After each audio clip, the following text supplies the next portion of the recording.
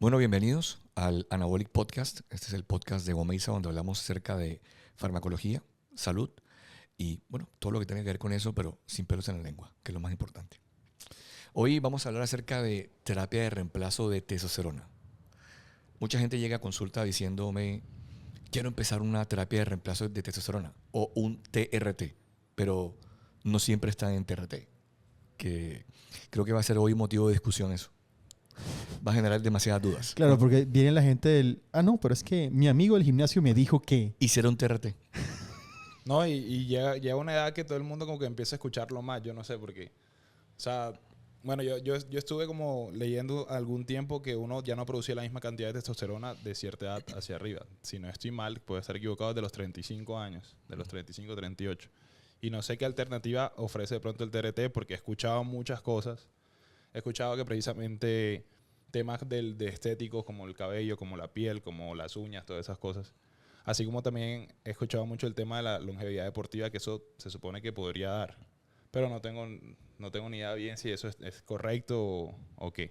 Realmente la cosa es entender que la terapia de reemplazo de testosterona es porque aquel que la necesita realmente es quien no la produce. Por eso se llama terapia de reemplazo. ¿Por qué la vas a reemplazar?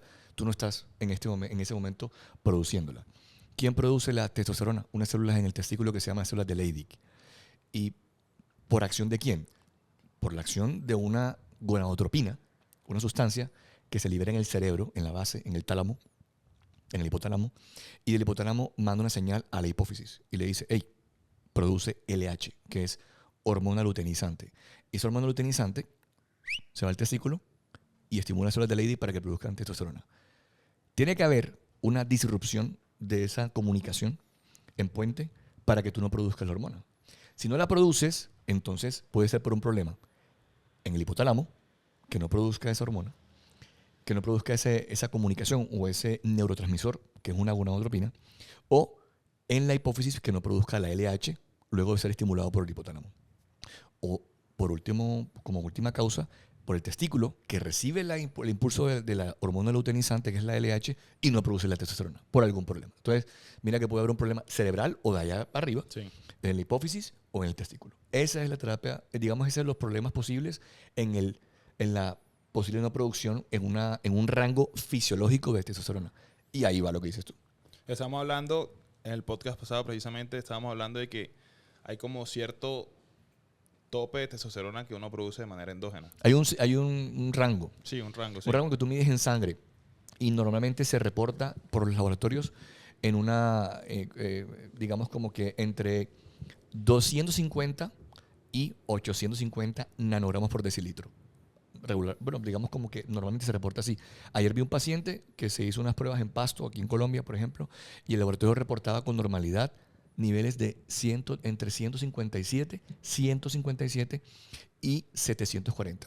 Pues realmente eso lo determinan ciertas sociedades, como la Sociedad Andrológica Norteamericana o la Sociedad Endocrinológica Norteamericana o Europea, por ejemplo, y te dicen, mira, el rango normal es este, pero eso realmente dista de ahí.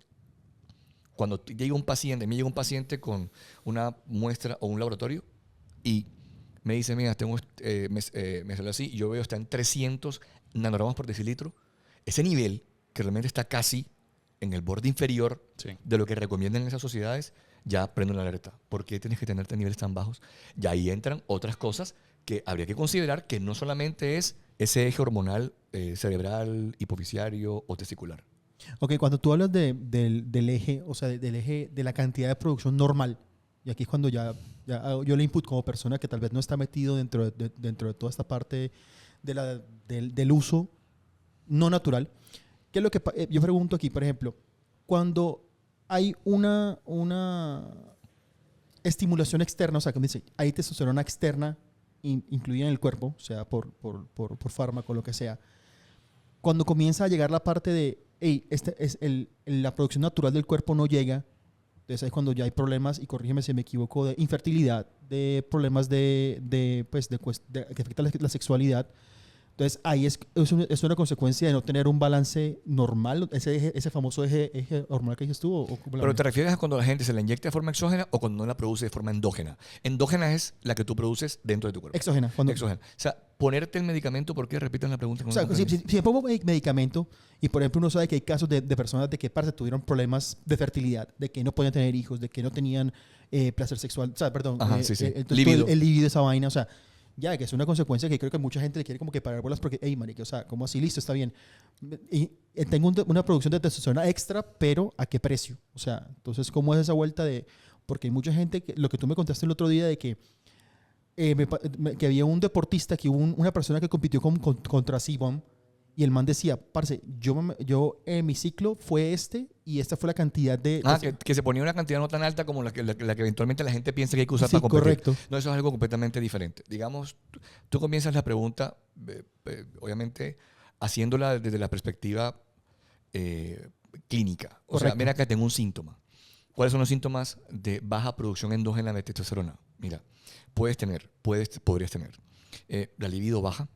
Además de eso, poca energía, pérdida de masa muscular sin una explicación evidente, aumento de grasa corporal sin una explicación evidente. Y eso hace referencia a que no tienes que hacer ejercicio para tú poder mantener la masa muscular que genéticamente tu cuerpo tiene habitualmente. Porque tú sabes que tú conoces mucha gente que está como jacked, que tiene músculo y ni entrena. Tú conoces mucha gente que tiene esas pantorrillas gigantes y no las entrena. O sea, tú tienes una masa muscular específica establecida por tus caracteres genéticos. Entonces, Tu default. O sea, el default, por default, o sea, por ¿cómo es que configuración? Por fábrica. Sí, por fábrica, configuración de fábrica. Si tú empiezas a perder esa cantidad de músculo, tú empiezas a decir, acá, pero ¿qué me está pasando? Porque estoy perdiendo cantidad de masa muscular, me estoy engordando con facilidad, sin estar relacionado a eso a una mala alimentación. ¿Sí, man? Claro, claro. Porque te alimentas mal, te vas a engordar. Sí, Sí. vienes entrenando fuerte y de pronto un momento dejas de entrenar y vas a perder la masa muscular, porque la masa muscular es algo adaptativo frente al estímulo que pones, que en este caso es el ejercicio. Aunque no sea tema de este podcast, pero bueno, eso. Cuando te pasa eso y estás bajo de ánimo, la libido no solamente es pensar en sexo, sino también tener ganas de tener sexo o tener erecciones matutinas. Eso es lo que comprende la libido. La gente suele relacionarlo principalmente a bajos niveles de testosterona. Lo que yo te contaba ese día es que no solamente depende de la testosterona. Y yo, desde el punto de vista laboratorio, podría decirte que yo tengo pacientes que están en ese rango fisiológico que dijo ahorita, que están entre 300 y 800, por cerrarlo un poco más, pero puede ser 300 o 900. Y están en ese rango de 400 más o menos. Están en 400 nanogramos por decilitro. Tu cuerpo con esa cantidad de testosterona produce o la aromatiza y la convierte en estrógenos, que eso es una hormona femenina que también nosotros los hombres producimos, que hace parte de ese equilibrio hormonal. Pero también producimos otra hormona importante, que es la DHT o dihidrotestosterona, que se produce a partir de la reducción de la testosterona por intermedio de la 5-alfa reductasa. Entonces, está la testosterona, el estrógeno y el DHT. Y el equilibrio en ese triángulo, digamos, es lo que te mantiene una buena libido, o lo que te hace que tú estés bien. Porque la DHT, que es ese otro andrógeno, en el hombre no es tan potente a nivel muscular como es la testosterona. Porque una vez se reduce de testosterona a DHT, va al músculo y en el músculo es destruida por una enzima. O sea, la destruye esa hormona. Entonces no favorece a la hipertrofia. Lo que sí hace la testosterona. Interactúa con el receptor androgénico y favorece obviamente a mayor replicación proteica y que tú puedas hipertrofiar con el entrenamiento. Pero la DHT sí es potente en otro sitio importante y es en el cerebro. Okay. Y eso es lo que te mantiene con esa actitud o con esa, digamos, con ese éxtasis. Igual que el estrógeno. Así la gente crea diferente. Entonces, mira, todo el mundo apunta a la testosterona, pero no es la más importante siempre. Entonces la vuelta es para ver si te entendí. O sea, son una tripleta, por decirlo así, que están en equilibrio. Que todo el mundo siempre, en todo este mundo, comienzan a apuntar más a la testosterona, pero eso desequilibra tanto el DHT como el otro, ¿cuál es que es? El estradiol. Si tú tienes baja testosterona, obviamente vas a tener baja ambos. Entonces Eso también tenía como la pregunta ahora. O sea, que cuando se hace un tratamiento de TRT, también favorece el DHT. Es lo que él pregunta. Bueno, ven acá, me siento así de esa manera. Si tú vas a una consulta médica y tú te sientes así, lo primero que voy a hacer es, Michelet, hazte estos exámenes de una vez porque seguramente es que tienen la testosterona baja. Sino que antes de eso, Porque si yo recibo los exámenes y están bajos, no, facilito. Michelle, sí, definitivamente estás así, tienes que ponerte terapia de reemplazo. Wait. Hay que ver cuáles son tus hábitos.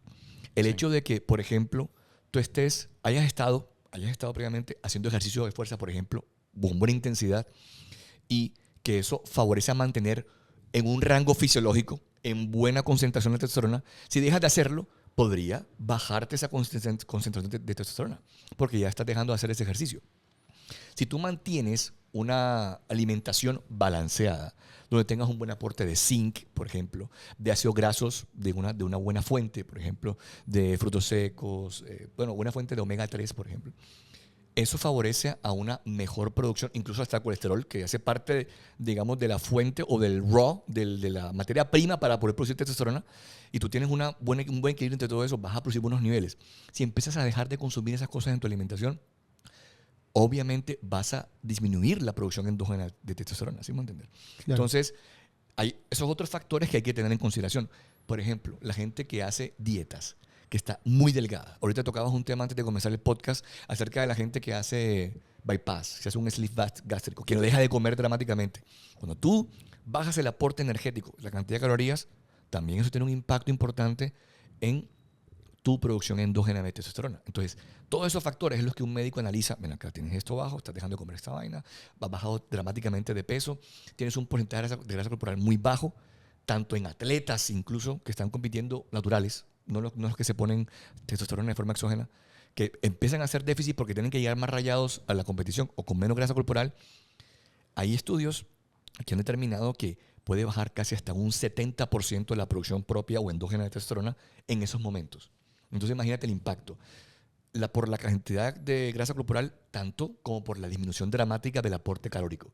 Entonces mira que después de que tú analizas eso, ahí sí, ven acá, hazte estos exámenes, claro, y tomamos una decisión de acuerdo a cómo esté la producción. ¿Sí? Claro, entonces, claro, eso es la vaina que personas como yo, que tal vez como que aquí de los tres el menos culturizado, por decirlo así, con toda esa vuelta de todo el efecto de que, las razones por las cuales se ve afectar el testosterona en un mundo normal. Pero mira que tú mencionas, porque claro, todo el mundo dice, testosterona, marica, bajito, recetemos algo, o tómate esto, o no sé qué vaina, el propio Jim Bro que manda una vaina sin afectar todas esas vainas. Porque mira, por ejemplo, yo hubo persona que tú lo decías, en algún momento, listo, yo le di duro y muy enfocado a la parte del powerlifting.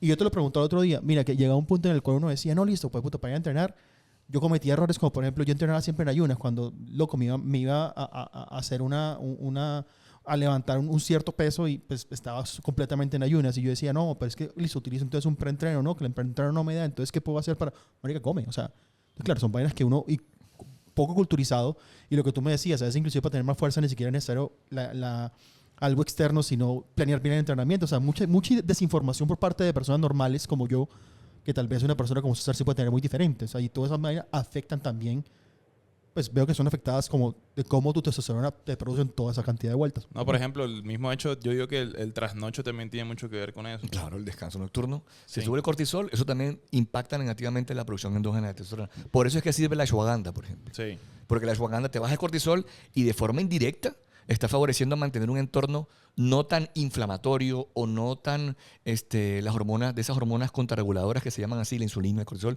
no tan alto, y favorece a que tú produzcas una mejor testosterona, si ya las controlaste.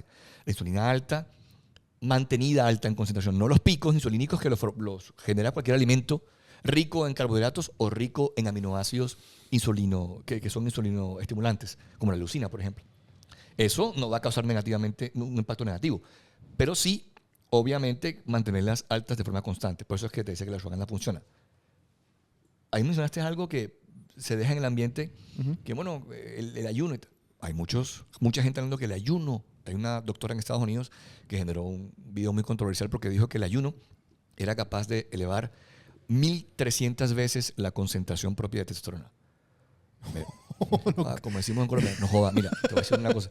Mira, a veces ni siquiera la inyección exógena de testosterona podría elevar esas cantidades sin causarte algo negativo. Ahora, ¿cómo el ayuno te va a elevar así de esa manera la testosterona? Creo que tal vez salió de contexto, no sé si de pronto leyó mal, puede ser un 130%, sí, pero ¿en quién la puede elevar un 130%? Mira, depende. Si yo te mido la testosterona y veo que tú no estás entrenando, comes muy mal, y de un momento a otro cambias todos los hábitos y dices, voy a empezar a ayunar recorta la ventana de alimentación, empiezas a comer menos, déficit calórico. Empiezas a hacer fuerza, ejercicios de fuerza, entrenamiento de fuerza, estimula, reduces el cortisol con eso, reduces los picos insulínicos y eso dramáticamente optimiza la concentración de testosterona por sí solo. Pero todo eso tiene un techo. Eso llegará a normalizarla hasta lo que tú, por default, otra vez lo que hablamos ahorita, tendrás como concentración de testosterona cuando optimizas todo ese montón de variables.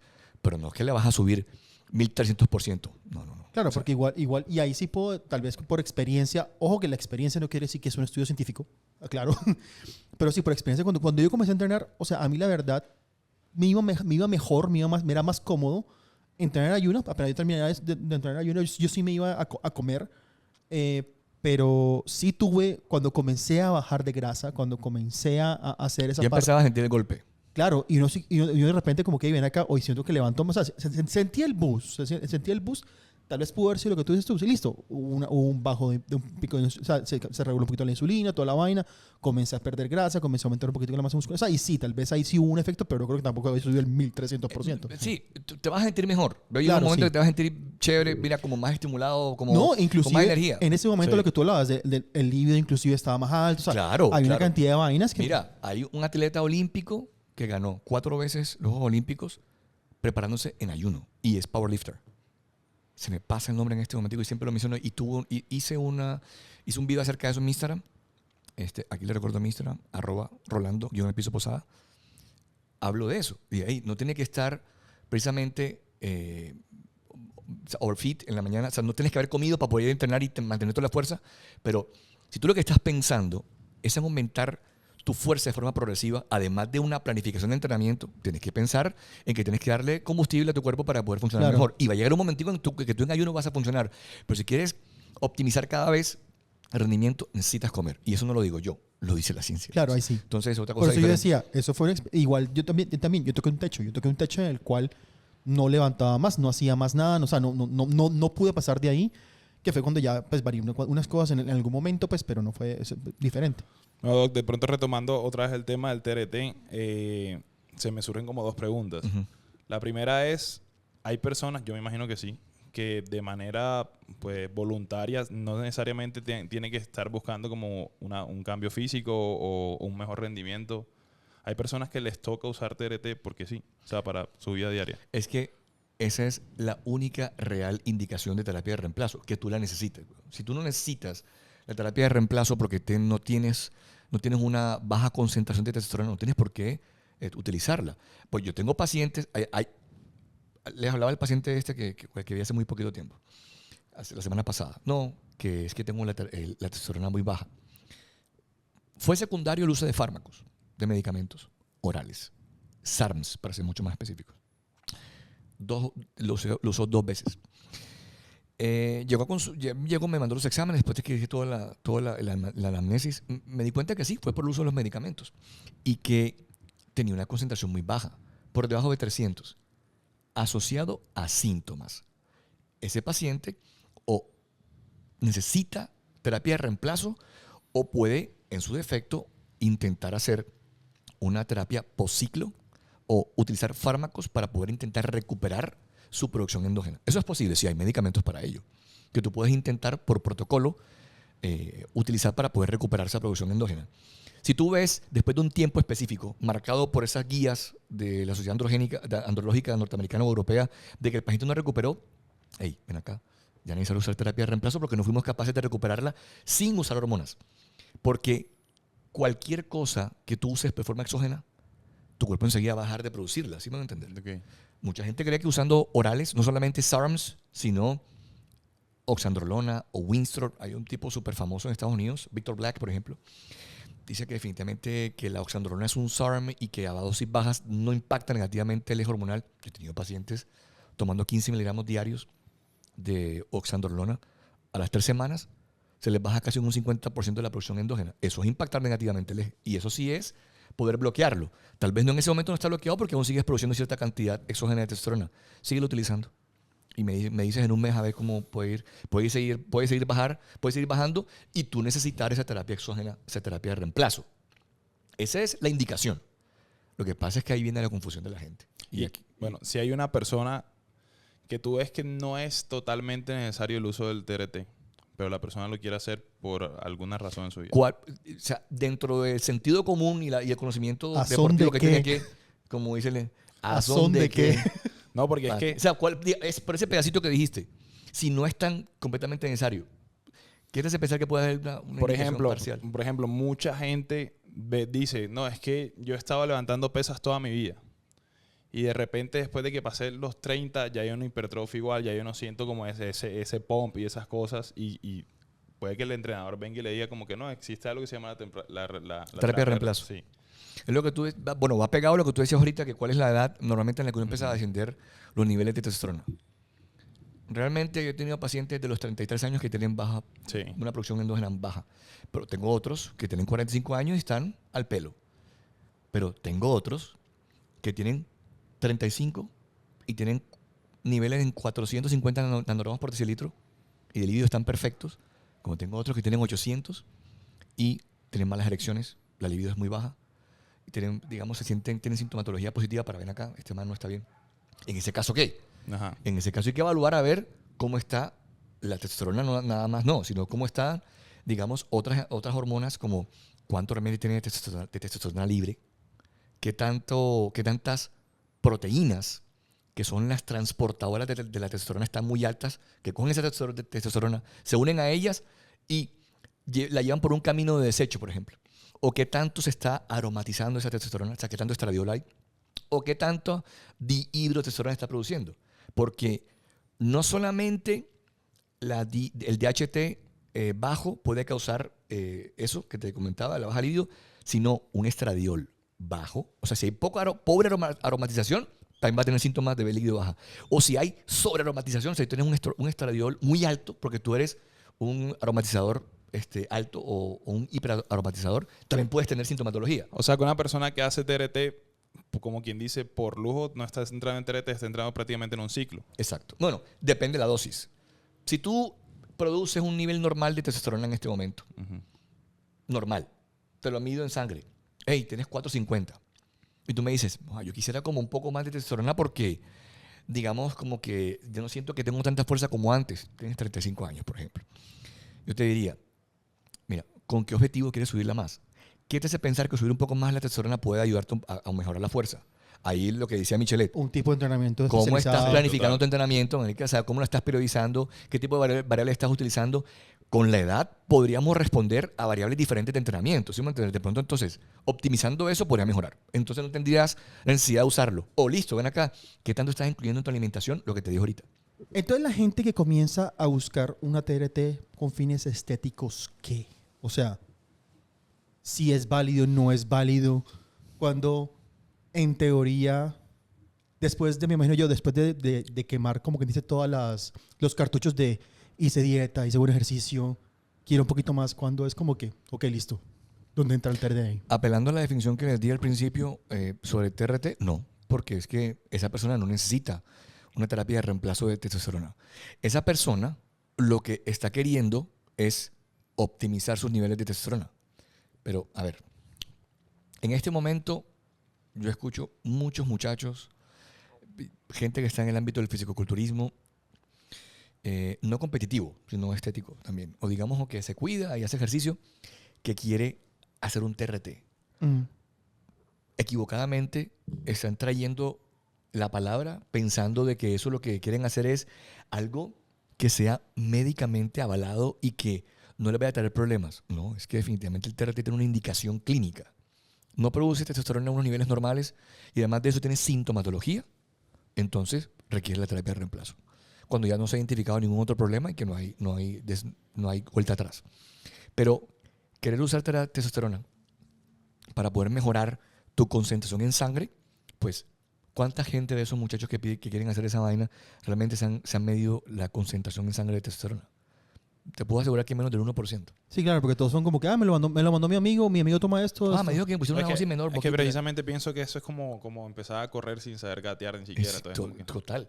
No, y es lo que te dije. O sea, miren, yo en consulta, ustedes, cuando la primera vez que tuviste el acercamiento con respecto al entrenamiento de fuerza, tú, Michelet, tú cuando estás preparándote, digamos, para cualquier competición, cuando quieres, digamos, introducir entrenamiento de alta intensidad, mezclarlo con fuerza, optimizar tu masa muscular, para verte un poco más rayado, te digo, hey, piensen ustedes en una correcta planificación del entrenamiento. Miren, ustedes no se imaginan el impacto positivo que puede tener eso dentro de los resultados desde el punto de vista físico. Obvio, eso también va de la mano con la genética de cada sujeto. Y una de las cosas con las que más le mienten a la gente, y eso lo digo a todos ustedes como recomendación, es que te van a mostrar una foto. ¿Quieres verte así? Lo ideal es que hagas esto. Y eso es completamente Pura falso. mierda. Claro, Sí, porque obvio. o sea, no es lo Eso mismo. es O sea, el clickbait, claro. es lo que tú decías ahorita del default de fábrica, por ejemplo. Yo por fábrica traje buena pantorrilla. Hay gente que no, marica. O sea, listo. O sea, uno tiene unas vainas que el llegar para mí de punto A a punto B va a ser diferente. Es como la gente en el powerlifting que, no, que fulano de tal levanta más. Sí, pero es que, marica, una persona mide 2 metros, una persona mide 1,60 m. El de 1,60 m, aunque tal vez va a tener, entre comillas, menos desarrollo más muscular, por física, Newton es el desplazamiento de una fuerza, le va a ser más fácil hacer un powerlifting más o sea, con menos de vainas así. Y eso no es cierto, ¿no? O sea, digamos como que, mira que, o sea, fuera de todo, y te interrumpo porque ayer me salió una historia de un podcast que está grabando aquí allá en Sudamérica. Pues no quiero mencionarlo porque tampoco quiero entrar ahí en debate con eso.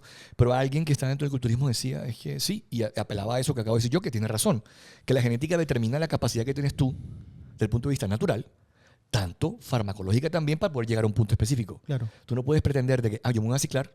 Como la gente que lo que dice es C-Bomb, de Chris Bumstead. Se me han hecho así porque se cicla y tal. Y porque entonces, sí, yo quiero verte a ti internando como entrena él, ciclándote Claro. como cicla él, Claro. con el coach que tiene el man y tal, y verte así. Marica, tienes que entender de que él tiene unas características genéticas. O sea, él tiene una codificación genética que lo hace ver de esa manera. Y que no de esa manera solamente, digamos que lo ha logrado conseguir o esculpir su cuerpo a ese punto, porque también apela ahí, también llega ahí los genes como para decir, te puedes ver el músculo así. O sea, tal. es como un tema también como el talento. Hay gente que por talento llega muy lejos. Sí, claro. Entonces como Claro, que... pero ahí entra el famoso dilema de que talento es la disciplina. O sea, el uno puedes tenerlo y tú puedes tener la genética del mundo, pero si no entrenas como entrena este man, si no comes como come este man, si no descansas como descansa este man. No, igual, por eso vuelvo y digo, yo también siento que así hay mucha gente, es que estoy seguro que del equipo de Sibum hay mucha gente que puede estar haciéndolo perfectamente bien. Total. Y no llega al punto porque es que es Sibum. Ahí está otra vaina falsa, la frase que hizo Michelet. La disciplina vence la genética. Joder, loco. O sea, no hay nada que pueda dañarle más la cabeza a alguien que decirle eso, güey. O sea, por lo que acaba de decir él y por lo que tú mencionabas. Que si él tiene la genética y se ve así por genética, donde esa persona que se ve así por genética, según tú, que dices que puede llegar así porque está por genética, cuando esa persona se ponga a hacer lo que tú supuestamente vas a hacer para llegar allí, o sea, eso va a ser esto. O sea, Claro, tú vas a estar detrás del man y Claro. vas a estar subiendo Claro, hasta claro. que no lo vas a alcanzar nunca, güey. Y siento yo que también como emocionalmente eso llegaría a una frustración. Por porque eso te digo imagínate- que eso es sumamente negativo para con, digamos, como, no sé, el comportamiento humano, la gente cómo se siente, a lo que puede esperar. Mucha gente me llega a mí a consulta diciéndome, mira, es que yo me quiero ver de tal manera. Yo, ok, ¿cómo te quieres ver? Y me saca una foto de alguien. Y le digo, es que nunca te vas a ver como esa persona porque no puedes. tú tienes unas características genéticas, pero hay algo que son las características epigenéticas que son modificables de acuerdo a los factores a los que te expongas de forma recurrente. O sea, si tú no tienes unas buenas pantorrillas, seguramente tú entrenando con disciplina ese músculo, comiendo de una manera específica, seguramente usando cualquier tipo de ayuda, sea farmacológica o no farmacológica, para poder optimizar no solamente el desarrollo muscular, sino la calidad de músculo, que te van a ver diferentes. Te lo puedo asegurar. Pero de pronto, para alcanzar volúmenes específicos, que no es que yo no tengo 40 de pantorrilla, quiero tener unos 45 de pantorrilla, pero eso va a depender de esa capacidad que tengas tu genética para poderla aumentar en tamaño y qué tanto pueda responder ese entrenamiento. Y otras variables, qué entrenamiento. No todo el mundo responde bien al mismo tipo de entrenamiento para poder mejorar, optimizar cierto músculo, cierta, digamos, calidad muscular o tamaño muscular. Eso es absurdo. Yo me acuerdo una vez que tú me contaste que había no voy a decir el nombre de persona, una persona que compitió en cierta competencia que ganó y tú me explicabas que no jodas, que el man tiene una genética que en Colombia es complicado de encontrar, pero que versus otras genéticas de otros lugares donde fuera a competir allá iba a quedar porque también es una cuestión de también geográfica, o Sí, sea, lo que hablábamos ahorita con respecto a, digamos, por qué tal vez la gente en tal parte del país, acá hablando de Colombia, está mucho más expuesto o normaliza, como decías tú también, el uso de fármacos y por qué en otra región del país no. Pero es que hay varios factores, o sea, físicos. De pronto la gente, no, de pronto en una área del país desarrolla mejor sus cuádriceps, no sé, desde el punto de vista por su raza, por los genes que tienen, por la invasión de no sé quiénes, de otros países, etcétera. O sea, eso varía mucho, ¿sí me voy a entender? Claro. O sea, tú no puedes comparar la línea física de alguien que es de Paraguay o los argentinos con los colombianos. Claro, No. aquí hay más descendencia afroamericana y esa genética. Y indígena y estas Claro, cosas y esa se ven juega ahí. diferentes. Allá el montón de europeos obviamente cambiaron mucho la gente desde el punto de vista físico. Entonces, ahí voy a algo importante que también está cambiando un poco de pronto en lo que tiene que ver con el desarrollo físico. En Norteamérica salían una cantidad altísima de fisicoculturistas. El acceso a los fármacos allá estaba a la vuelta de la esquina. Los precios, la gente podía comprarlos mucho más.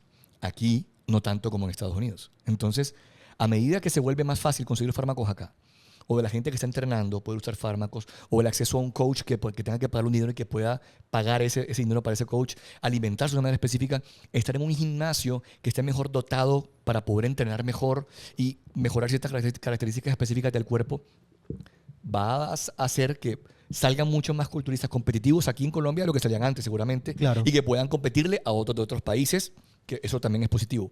Pero, con lo que tú decías ahorita sí es cierto, la raza, o sea, Eso juega. el que es caucásico o el que es europeo y mide pues que 1,85, 1,90, pues tú para encontrar aquí una persona que mida más de 1,75 y tenga un buen cuerpo es muy difícil, güey. Doc, bueno, bajo ese criterio que me estás diciendo, por ejemplo, yo siempre soy de los que, digo, sobre todo en el deporte de las mixtas, el que se queda aquí en Colombia, se queda aquí en Colombia. O sea, él no sale, no explora, no ve el nivel.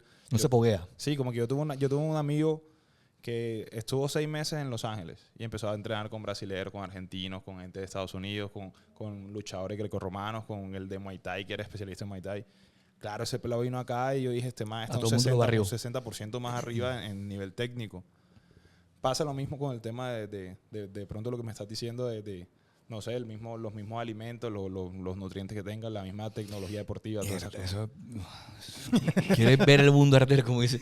O sea, se complica. No, sí, obvio. Mira, hay estudios en Estados Unidos que han logrado concluir que en algún punto de la última década, no voy a ser específico con esto, pero en algún momento de estos últimos 10 años, la cantidad de suplementos que estaban contaminados con fármacos, esteroides anabólicos androgénicos, oxandrolona, estarosolol, o sea, sea Navar, Winstrol, por ejemplo, era un número cercano al 90%. ¿En dónde? En Estados Unidos. Ok. Entonces, imagínate, o sea, la oferta de producto ha aumentado tanto en este momento que tal vez eso diluye la cantidad de suplementos que están contaminados y las marcas irresponsables que quieren es que tú tomes el suplemento y cambies físicamente. ¿Quién no va a cambiar? Tomas todos los días 1 o 2 batidos. Hay gente que toma hasta 4 batidos diarios y que contenga un esteroide anabólico endogénico oral. La prote gringa era más poderosa. Todo el mundo dice, sí, cierto. No, pero ¿sabes algo? Cuando yo estuve en México, yo vi un preentreno y tenía clenbuterol. Exacto. Esas cosas. Ahora que la gente está un poquito más dateada, o que tiene un poquito más de información con respecto a la farmacología deportiva o aquellos fármacos que se utilizan en el deporte para el rendimiento, para la hipertrofia, para la capacidad cardiovascular, en fin, para el fondo, identifica mucho más rápido eso. Pero aquel que no lo reporta, tú no te vas a dar cuenta. ¿Sí? A menos que tengas sellos de calidad que lo que hacen es buscar una empresa externa que les haga las pruebas y determine que está libre de cualquier tipo de fármacos. Pero eso puede ser un factor que puede impactar positivamente sobre el desarrollo físico de los que están ahí afuera. Y que tú, digamos, al enfrentarte a ellos, o sea, tú ves la diferencia, tú dices, pero este man, ¿por qué se ve así? Todo el mundo dice, es que, ¿qué fue que dijo? Un mandatario súper, de esos súper, con el IQ casi en 600. Lo que pasa es que la gente se vuelve así porque el pollo le echan hormonas. Es un expresidente sudamericano, sí. Y eso es absurdo, o sea, no es tan absurdo, digamos, porque si tú consumes recurrentemente la carne de un animal que está, obviamente, inyectado con fármacos, eso podría elevar tu concentración farmacológica. Tendríamos que evaluarlo, porque solamente por el hecho de que tú te lo comas, un medicamento que viene o sea, que fue inyectado en el músculo de un animal y que aún todavía está el aceite metido en el músculo, tú lo comes, tú no lo vas a absorber por vía digestiva. ¿Sí me entiendes? Claro. Si ya hace parte de su estructura muscular y te lo comes y esa proteína entra, no sabría qué tanto eso puede elevar en sangre tu concentración, digamos, de ese fármaco. que aquí les digo que creo que nada. Pero a eso apelaron unos jugadores colombianos que supuestamente estaban comiendo carne de vacuno que estaba siendo inyectada con boldenona, ¿no? Con Ajá. boldenona, que es el equipois que se usaba antes, obviamente, en ganado vacuno. Ajá. Y entonces, no, es que nos salió alta la boldenona porque nosotros consumimos mucha carne y tal. Y yo, Sí, claro. Bueno. Bueno, ahí. o sea, Guiño, guiño. sí, no, o sea, no. O sea, no va a pasar. me da risa como que la persona que le dijo, mira, hey, di esto para que te perdone Claro, el... Claro, marica. Marica, Pero no. totalmente diferente la cosa de lo que pasó con esos dos deportistas colombianos a lo que pasó con este man, bueno, ese deportista europeo, o no sé si es africano, con Pogba. Ajá. No sé si él es francés o de dónde será él, que le estaban dando DHEA, un sustrato que sirve para la conversión o para la producción o que se puede convertir bioquímicamente en el cuerpo en testosterona. Y seguramente quien lo preparó le dijo, tómate esto que te va a optimizar los niveles de testosterona. Pero no le dijo, hey, ven acá, esto te va a dar doping positivo porque seguramente te va a aumentar la cantidad de testosterona en tu cuerpo o va a poder dar el punto o dar positivo en una prueba de que estás produciendo testosterona a partir de una molécula exógena, de un químico, no de endógena, que eso se puede identificar claramente. Ah, Es una bueno. cosa complicada, ¿no? Bueno, para retomar. Entonces, TRT, por lujo no es. No, Es un tema necesario. Sí. Y- Terapéutico, digamos, sí. ¿Y por estético? Tampoco, porque si lo haces estético, estás intentando buscar un cambio estético para poder, o sea, estás intentando utilizar testosterona para poder cambiarte algo físico. Pero si no lo necesitas porque no tienes síntomas, porque tus niveles son normales, no sería una terapia de reemplazo. Ya, seguramente sería estar usando un ciclo farmacológico para poder aumentar tus niveles hormonales, que es diferente. Y en el tema de la absorción de la dosis del TRT. O sea, ustedes como médicos mandan una dosis, me imagino. No sé cuánto. Mira, hace poco tenía una discusión, intentaba hacerla académica con alguien en redes sociales en quien decía que en este momento no existe ningún dato o sea, claro o que determine cuál es la cantidad de testosterona que se produce en un día. Claro que sí existe. O sea, hay un rango. También así como hay un rango de concentración normal, hay un rango de producción. Tú puedes tener un testículo que produzca diario, qué sé yo, 9 miligramos diarios de testosterona, él tener uno que produzca 6 y otro que produzca 4. Y que todo eso mantenga una concentración en sangre dentro del parámetro normal, entre 300 y 1000, entre 300 y 900. Sin significar eso, que yo esté mal o que él esté mejor que yo, tú mejor que yo, porque como te decía, hay gente con menos concentración que no tiene buena libido y gente con más concentración que no, pues que está muy mal.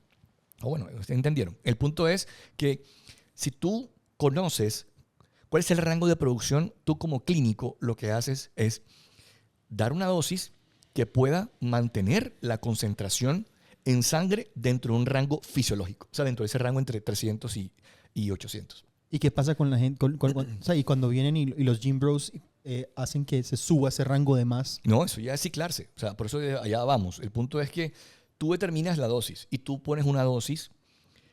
¿Cada cuánto? Depende del éster. O sea, depende de la testosterona.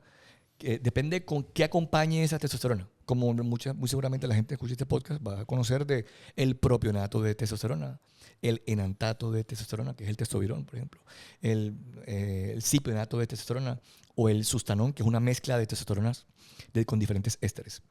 ¿Qué determina un éster? Un éster determina el tiempo en el que va, luego de inyectarse, a alcanzar una máxima concentración de testosterona, esa dosis que te inyectaste. Por ejemplo, si tú te inyectas 100 miligramos de propionato de testosterona, se tardará aproximadamente 48 horas esa testosterona en tu cuerpo para alcanzar la máxima concentración que puedes llegar a tener con esos 100 miligramos. Y te pones 100 miligramos de cipionato, tu cuerpo tardará más o menos alrededor de 5 días en poder alcanzar esa concentración. Entonces él determina los días en que vas a tomar alcanzar esa máxima concentración de acuerdo a la dosis. Pero hay una cosa que sí puede variar, que son las estearasas o las que tú cuentas a nivel orgánico. Las estearasas, que son las que rompen ese éster y liberan la testosterona del éster para que pueda aumentarse la concentración en sangre, pueden variar desde el punto de vista genético. Tú puedes tener una codificación que haga que tu estearasa corte mucho más rápido esa testosterona y alcance concentraciones mucho más altas rápidamente, como otras que produzcan lo contrario. Bueno, esta es una pregunta totalmente de mi ignorancia también. Supongamos, por ejemplo, yo desde que soy pesado y grande, una acetaminofén a mí no me hace nada, me tengo que tomarme 2, por ejemplo.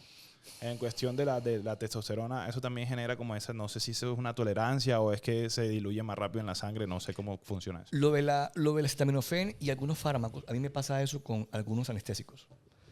Bueno, tanto los intramusculares o tópicos como los inhalados. Bueno, con los inhalados no tanto, pero más con los tópicos. Yo voy al odontólogo, me pone una dosis de lidocaína y la metabolizo tan rápido que al minuto y medio ya no tengo el efecto del anestésico. Entonces toca ponerme un anestésico que esté combinado con un vasoconstrictor, que es con algo que cierra los vasos, para que cuando me la pongan permanezca mucho más en el tejido y me adormezca mucho más el nervio. ¿Por qué cierra los vasos? Porque por los vasos viajan enzimas o sustancias que metabolizan ese medicamento para que no haga efecto. Entonces, con el acetaminofén pasa algo parecido. El acetaminofén, digamos, o algunos medicamentos orales, analgésicos y todas esas cosas, requieren de un complejo o de un compuesto enzimático, de unas enzimas que hacen parte del citocromo P450, que son unas enzimas que producen el hígado, por ejemplo, para metabolizar algunos medicamentos. Si tú tienes un buen complejo enzimático, puede ayudarte a metabolizar mucho más rápido ciertos fármacos. Y eso reducir el tiempo del efecto. Porque a medida que permanezca más alta la concentración de ese fármaco, tú sentirás los efectos de ese fármaco. Si lo metabolizas lentamente, el efecto será mucho más, permanecerá mucho más tiempo en tu organismo. Pero como tal, existe como una Generar tolerancia. Como una tolerancia, sí. Digamos que es un ¿cómo se llama eso? O de pronto la dosificación también tiene que ver con el peso que tú llegas a alcanzar, el culturista. No, mira, es que no sepa que te voy a contestar, sino que no sé cómo ponértelo en palabras un poquito más, digamos, un poquito menos complejas desde el punto de vista fisiológico y bioquímico. Y es que, a ver, la testosterona hace un efecto en los receptores androgénicos. O sea, y tú tienes una concentración en sangre que dependerá del rango ese, o sea, puede estar en un rango variable. Si tú tienes 400, normalmente, y yo te pongo una dosis de testosterona, que te le va a subir 800 y aún vas a estar en el rango fisiológico, ¿tú crees que no vas a tener ninguna respuesta? Sí, obvio. Pero si tú tienes normalmente 800 y te pones una dosis que te eleva, que en el momento de colocártela, esa dosis de testosterona no va a superarte esa dosis, no va a superarte ese rango, por ejemplo. Pero ¿cómo así? Si yo tengo 800 y yo me pongo 200 miligramos, eso lo va a sacar de rango. Al principio sí. Pero recuerda que esa que tú estabas produciendo previamente, que mantiene esa concentración, tú la vas a dejar de producir porque eso es lo que se llama el bloqueo del eje propio. Tu testículo va a dejar de producir testosterona, entonces va a bajar esa concentración en sangre.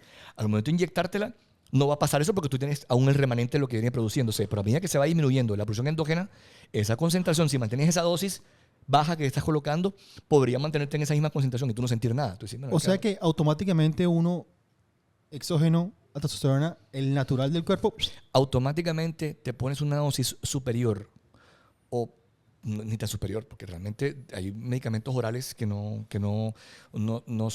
traen dosis superiores a las producidas de forma diaria, sino que si te pones una dosis de testosterona que interactúe de una manera diferente con los receptores, diferente en cantidad de receptores.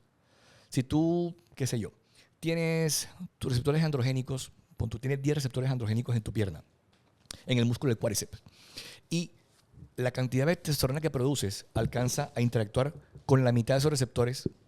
Imagínate que te pones una dosis que interactúe con los 10, no con los 5. El efecto que vas a tener a nivel muscular al momento de interactuar con toda esa cantidad de receptores, los 10, por ejemplo, va a ser mayor a que tú interactúas con 5. Entonces, esa dosis, a medida que aumente la cantidad de receptores que va a interactuar, con los que va a interactuar, va a hacer que tú empieces a producir menos cantidad de testosterona, porque tu cerebro, o digamos a nivel periférico, esa interacción entre receptor androgénico y andrógeno identifica que la cantidad de andrógenos está aumentándose. Entonces, tu cerebro manda al testículo a producir una menor cantidad y se va reduciendo la producción endógena hasta que llega a 0. Y ahí es cuando hay tú la mantienes de forma exógena. ¿Sí? O sea, cuando hay efectos de fertilidad, toda la vaina. Sí, tú te estás colocando una mayor dosis. Tú lo que haces es tu eje. En el momento que tú suspendas todo eso, tú seguirás sin producir nada endógenamente hasta que tu cuerpo pueda recuperarse solo. Pero existe la probabilidad que te tardes mucho tiempo o te tarde menos tiempo en recuperarte. Es diferente. Doc, entonces el tratamiento de reemplazo, si tú bloqueaste tu eje, tú lo puedes volver, tú lo puedes ¿cómo se dice? Sí, como desbloquear, como restaurar.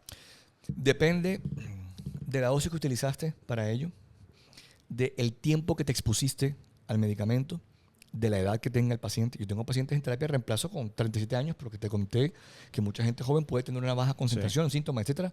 Tú empiezas a la dosis de la terapia de reemplazo, es un poco más, bueno, la probabilidad de recuperarte es mayor, podría ser mayor en gente más joven que en gente que obviamente tiene más años. Entre más años cumplas, es menos probable que te puedas recuperar una vez suspenda la terapia de reemplazo. Bueno, la pregunta puntual es, te bloqueaste, pero tú ni siquiera hiciste como que el paso para tratar de restaurar eso.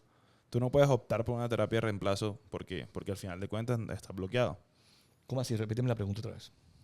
Usaste farmacología. O te ciclaste. Sí. No hiciste la terapia de reemplazo, sino te ciclaste. O sea, esto es una usas dosis altas de testosterona. Sí, exacto. Bueno, antes de nada, o sea, diferencia entre ciclo y TRT. O sea, porque yo creo que hay mucha gente que va a estar como yo, por ejemplo. Terapia de reemplazo es dosis o cantidad de testosterona que reemplaza la producción endógena. Ajá. O sea, que va a mantenerte en ese rango. Ok. Ciclarte o ponerte una dosis de testosterona Por arriba. va a estar por encima de lo fisiológico. Bien. Y tú puedes estar por encima de lo fisiológico usando tan solo 250 miligramos de testosterona, que es 1 centímetro cúbico habitualmente de lo que trae una ampolla de cipenato o de enantato, que está en 250 miligramos. Esa cantidad, 1 centímetro cúbico, te va a tener por encima de tu producción endógena. Esos son casi 2.5 veces, habitualmente, de lo que tú produces normalmente. Entonces te va a sacar del rango fisiológico. Tú te estás ciclando con una dosis baja, pero te estás ciclando. Ok, entonces por encima del rango ese normal, ciclo. Ciclarte. Por debajo de eso, TRT. El TRT. Ok, listo. Entonces tú te ciclaste y después suspendes todo. Y no produciste, y tu producción endógena está baja. ¿Puedes estar TRT? Esa es tu pregunta. Sí, o sea, como que, yo para qué me quiero recuperar, yo quiero hacer el TRT. Bueno, eso que está ahí es, ¿yo para qué me quiero recuperar? Cuando tú vas de un especialista en la materia, te plantea cuáles serían las ventajas de recuperarte y las desventajas de no recuperarte. El hecho de que tú te ciclaste, tú dejaste de producir testosterona endógena. Sí. Tu testículo está brazos cruzados, o sea, está quieto. En lo que respecta no solamente a las células de Leydig que producen testosterona, sino también las células que hacen que tu testículo produzca espermatozoides. Porque el eje se bloqueó de arriba. Así como se bloqueó la liberación de LH, que es una de las hormonas, de uno de los transmisores que produce la hipófisis, también produce FSH, que es hormona folículo estimulante. Esa estimula las células que están en el testículo y germinan o se convierten en espermatozoides después con el tiempo, o sea, una vez maduras. Y terminan saliendo por el eyaculado. Entonces, si tú bloqueas esas dos hormonas, no solamente no vas a producir testosterona, sino que no vas a madurar espermatozoides. Entonces, eso que ocurre, si en el momento que tú suspendes todo, descolocarte de forma exógena, tu testículo va a estar completamente como quien dice, tu linaje llegó hasta aquí. Sí, claro. ¿Puedes tener algunos espermatozoides funcionales? Pues seguramente sí, dependiendo de la dosis que te pusiste y cuánto tiempo duraste ciclado. Y lo has ciclado un tiempo largo, pues es probable no. Probablemente no vas a tener, pues vas a estar azospérmico. O sea, tú te haces una prueba, un espermograma o un seminograma y vas a estar sin espermatozoides. O sea, puedes recuperar. En conclusión, estaría estéril. Sí, eso es estar estéril. Entonces, una persona que endógenamente tenga como la posibilidad de producir baja testosterona, entonces tú le vas a recomendar el TRT, ¿entra a ser estéril o qué? Buena pregunta. ¿Qué ocurre allí? Como son dos funciones distintas del testículo, producción de testosterona y maduración de células espermáticas o producción de espermatozoides, el usar la terapia de reemplazo va a optimizar esa concentración en sangre de testosterona. Sí. Pero no tiene nada que ver la maduración de esas células espermáticas. No tiene nada que ver con la LH, que estimula la secreción de testosterona. Pero la testosterona que produce tu testículo sí tiene que ver con la maduración del espermatozoide también. Pero esa célula no solamente necesita testosterona del testículo para poder favorecer esa maduración, sino también necesita el estímulo de la FSH para que la célula también produzca esa maduración. Necesita esas dos cosas, esos dos factores principales. Si tú solamente estás dándole la testosterona, no va a ser suficiente y vas a entrar en azospermia.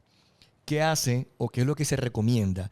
Sin significar esto que seguramente vayas a mantener una producción normal de espermatozoides, recomienda el uso de gonadotropina crónica humana, que es HCG. Eso lo que hace es favorece supuestamente la mayor producción endógena todavía del testículo de testosterona. Porque cuando tú te inyectas por fuera la testosterona, el músculo va en sangre. Pero la que tiene el testículo es diferente a la que estás inyectando a nivel intramuscular. Y la que está en el testículo es la que madura el espermatozoide. ¿Sí me va a entender? O sea, que te la inyectes no va a lograr que tengas una concentración en el testículo óptima idealmente para que tú puedas madurar los espermatozoides. Bueno, yo creo que ya hablamos Llegó al punto complejo, sí. llegó un punto complejo que creo que puede ser ya inclusive un tema aparte de literalmente cómo afecta la fertilidad, toda esta vuelta al TRT, y eso solo creo que podría ser un podcast o otro tema. Pero sé que llegó el día de hoy porque yo por lo menos me eduqué un montón. Espero que la gente que esté viendo este podcast o escuchando también se hayan educado un montón. Y ya saben, todas las redes sociales aquí al respecto están aquí abajo. Y cualquier pregunta que den, dejan ahí abajo y después compartimos los pensamientos y los temas. Una cosa. No, listo. Yo tengo claro varias cositas. Me quedan como muchas preguntas, pero dejémoslo Siguiente también como capítulo, para el siguiente capítulo. Lo último entonces es, en conclusión, no se dejen llevar por ese gym bro o ese coach o esa persona o ese supuesto amigo que les dice, haz un TRT. Que el TRT no es tan así como lo pintan, ¿no? Hay mucha tela que cortar, que será para el próximo podcast entonces. Chao. Chao, chao.